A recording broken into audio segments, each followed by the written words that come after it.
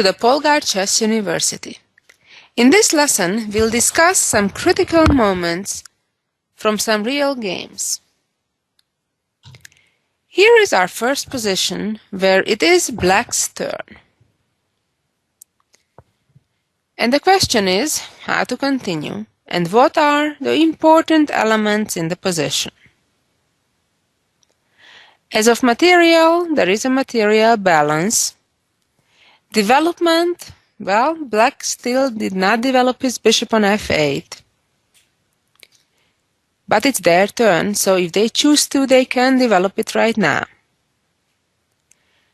As of the d file, it's in Black's control at the moment, and in fact, the Black rook is pressuring the white knight on d4, which is being guarded from the rook on h4, which is a somewhat awkward square. In such situations, you should always look and see if there is an opportunity to chase away the defender and then simply capture the then unprotected piece. Well, with that hint, it's not that hard to think of the move that Black played, which was the correct move. Can you think of Black's move? How to chase away the rook from h4? Well, one way would be to simply push the pawn up to g5, and if now the white rook moves, then simply rook takes knight. However, the experienced eye will immediately know that in this case you need to count with white's en passant. Luckily for Black, that can be answered by knight takes pawn, which again attacks the white rook. You can see that all of the squares along the fourth rank where the white rook could move to are guarded by the Black knights, so therefore white is in serious trouble.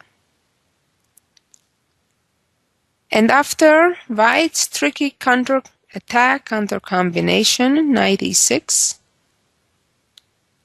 pawn captured, queen captured, and the rook captures the bishop on d2.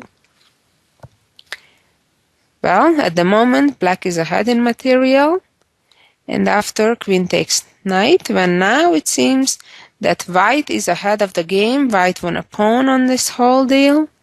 Now comes the real problem, that even though that the Black rook is attacked in the corner, Black can gain time by attacking the white queen. And the important point is that after the white queen moves away, the b2 pawn will be hanging and the rook will capture it, and then the white king will be in a super vulnerable position. White moved the queen to f4 in hopes to achieve the exchange of queens. As we know, an attack loses most of its strength when the queens get off the board.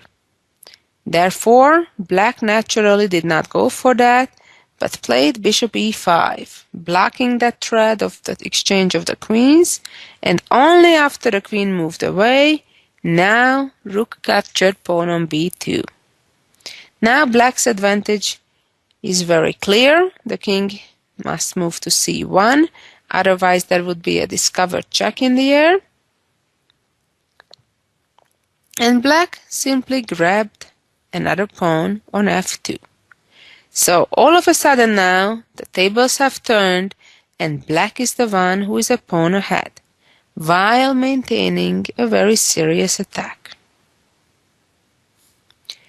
White responded by playing knight to c2, creating a discovered attack on the Black bishop on e5, and Black didn't waste time but moved the bishop to g3, moving away from the attack and at the same time attacking the rook on h4.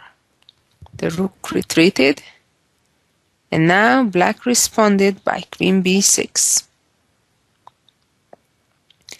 Black has simply improved the position little by little and won the game in another dozen moves or so. Let's move on to our next example. This one is for another very interesting game. White has already sacrificed a piece earlier in the game, so black has the material advantage. However, white's attack is very obviously strong. There's the queen on g5, the bishop on h6, knight aiding, the rook on the open d-file, and last but not least, the pawn on g6, of course, is very, very strong as well. Nevertheless, white must play very accurately to actually win the game here. Some of the more natural continuations of the attack will not work actually. For example, if right now white would capture on f7 giving a double check, and then after king captures back, white would give the check on h5, then naturally the black king will not move, but the knight will just block the check and maintain their material advantage and winning position.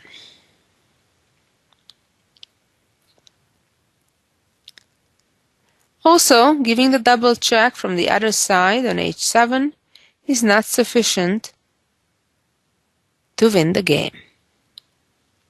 So how about pushing the pawn ahead and trapping the black bishop in the corner? Well, that's certainly better than the other two tries we checked, but it's still not sufficient to win the game.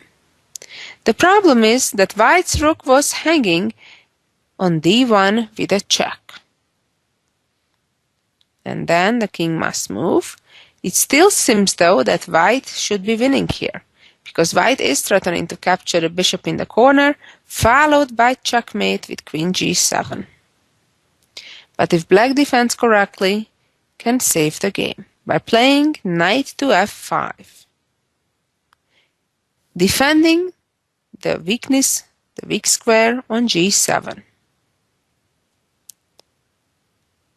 If right now white would play knight h5, trying to checkmate with knight to f6, then all of a sudden black could give the queen up because they already have a lot of material, and black would be doing better actually. So white would continue by capturing the bishop, king takes back, and now white can force a draw by playing queen f6 and then back to g5 and so on. But what happens if white tries to play for a win by playing knight to h5? Now the threat is to play bishop to g7, king to g8, and then knight to f6, checkmate. But now black can defend by playing f6, which is a very nice move.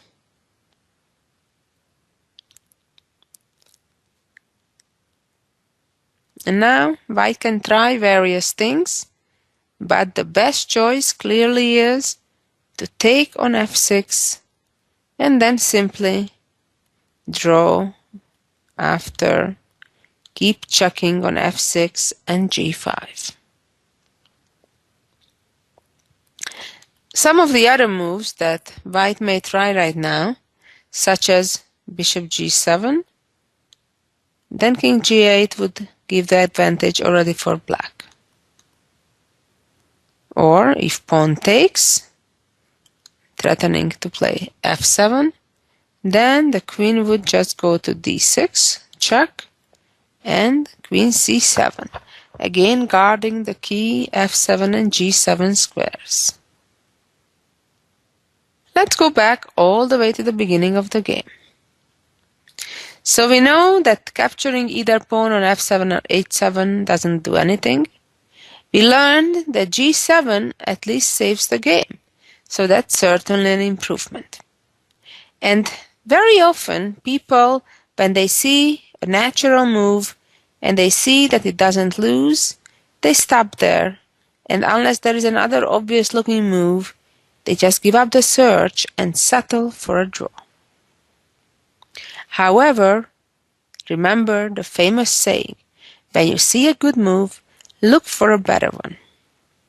And indeed, in this particular case, there is a better one. It's quite a shocking one, though, I have to say.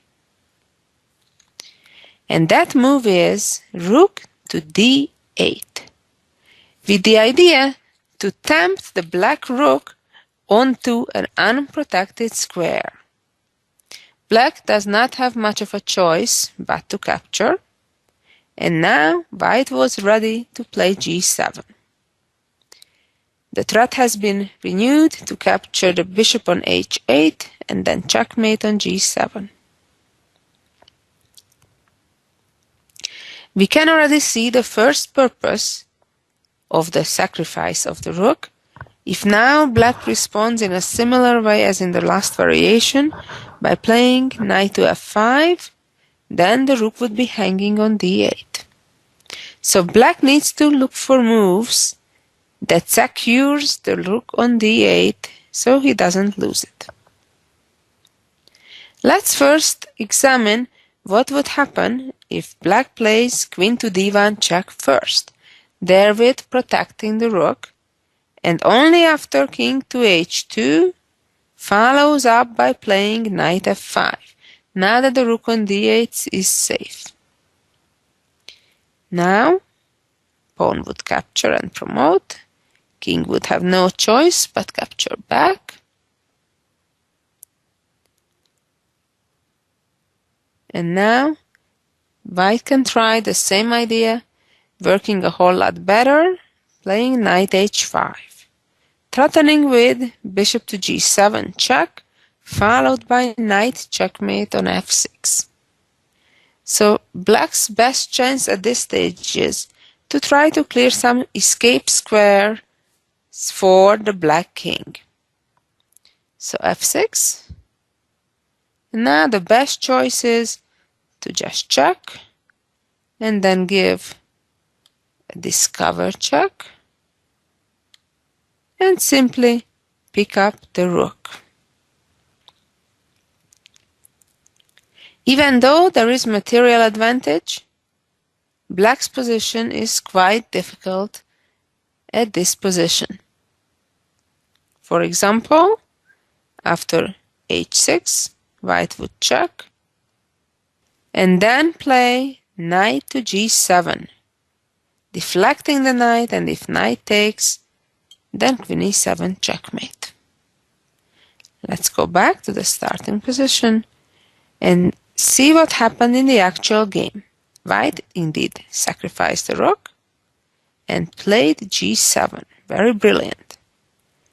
And now black in the game checked with the rook, the same purpose to make sure the rook on d8 will not be hanging a few moves later, as we saw in an earlier variation.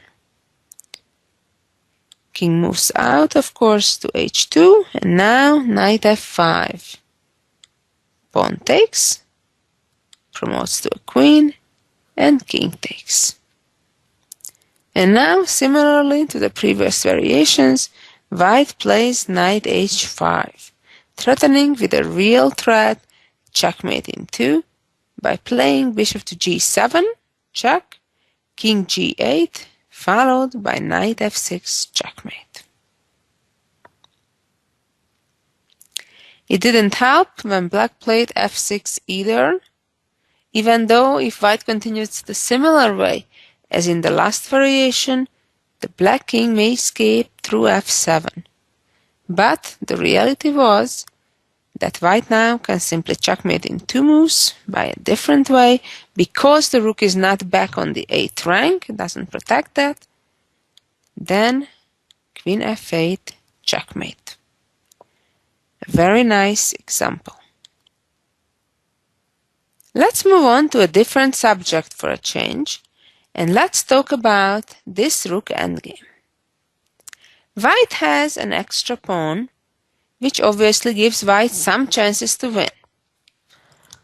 However, what you need to remember is that in rook endgames, very often times, the weaker side can escape because the material advantage is not sufficient.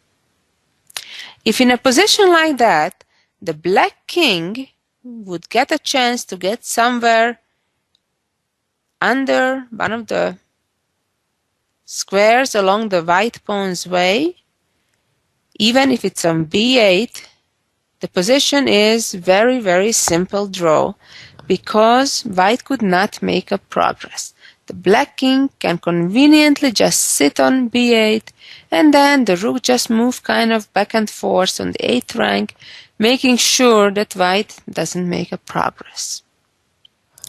However, in this game, it was white's turn, and white can prevent the black king in arriving to those key and crucial squares. Let's first see what happened in the actual game.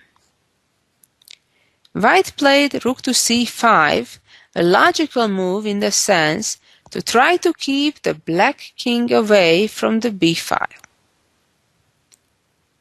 Black played king to d6, an important move, so the white pawn doesn't get to advance so easily. And now white is trying to move the king forward, which is a correct plan but wrong execution. Comes rook b8 and king c4. It's hard for white to make progress because, for example, if the king goes to a5, the checks just come non-stop. And of course, if white would lose their last pawn, the game would be a pretty automatic draw. Therefore, let's see again. Rook c5, king d6, king b5, rook b8, king c4, and now the rook goes to h8. An important move. Now white, of course, cannot advance the pawn because then they would even lose the game after black checks with rook h4. White decided to simply go back and another back and another check. And now white at least got to block it and offer an exchange of rooks. You have to be very careful when you accept that proposal.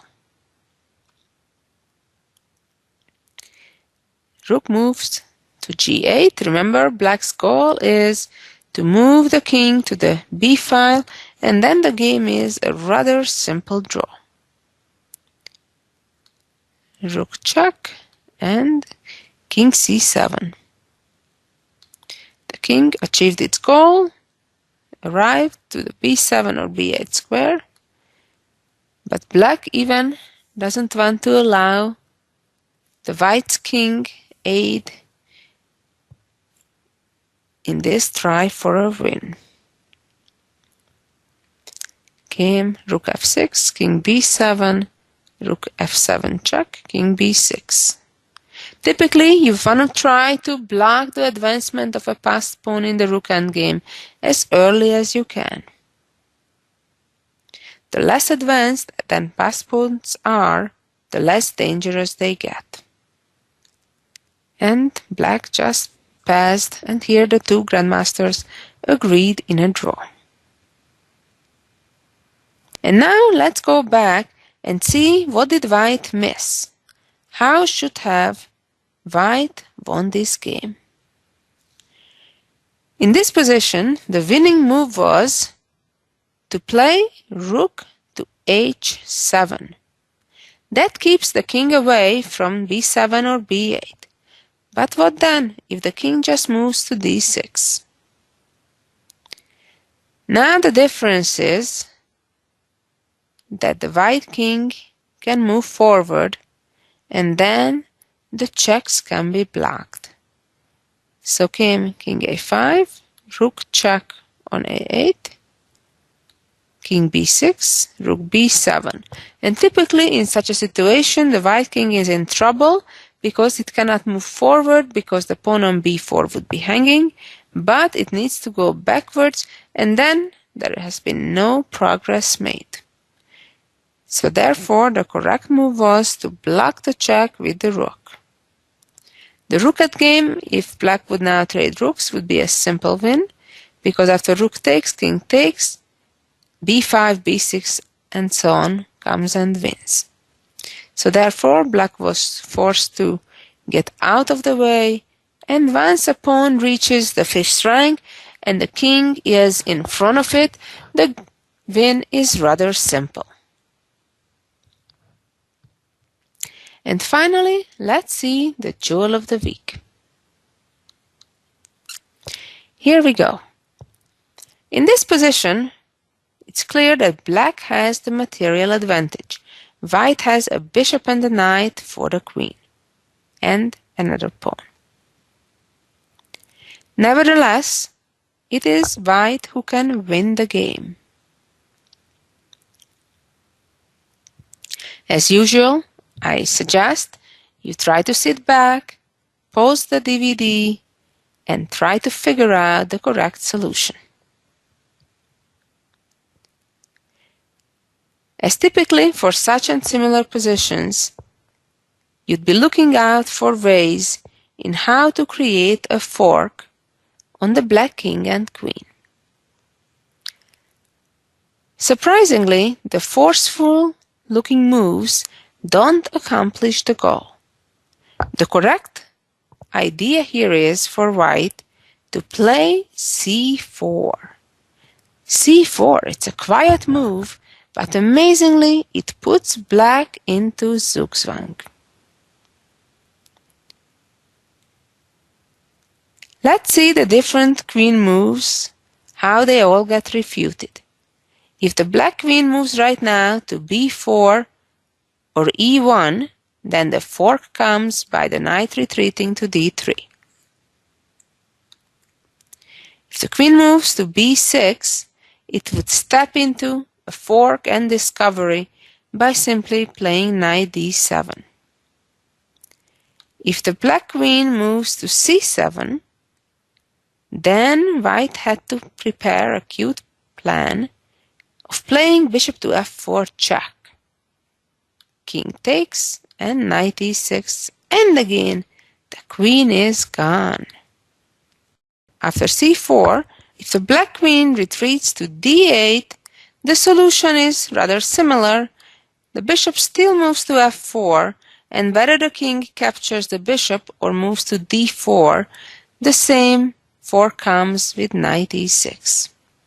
It's really amazing that how in these endgames it's possible to force the black king and queen into fork regardless how black responds. What did we learn in this lesson? We saw three critical positions, one of them where the rook was too busy from an unusual position guarding a knight, but there was a good way to chase away the defender. And then black developed a strong attack. The second position was most interesting, where white already sacrificed a piece, his rook was hanging, and then came with a brilliant combination that led to a win. The third endgame was a very basic rook endgame that was winning for white, but white had to play extremely accurately not to allow the opponent king to get onto the promotion square. And of course, the jewel of the week involved Zugzwang and a whole bunch of different forks. Thank you for listening. I hope you learned some, and we'll be back next week where I'll be sharing with you some more chess knowledge. Take care until then. Bye-bye.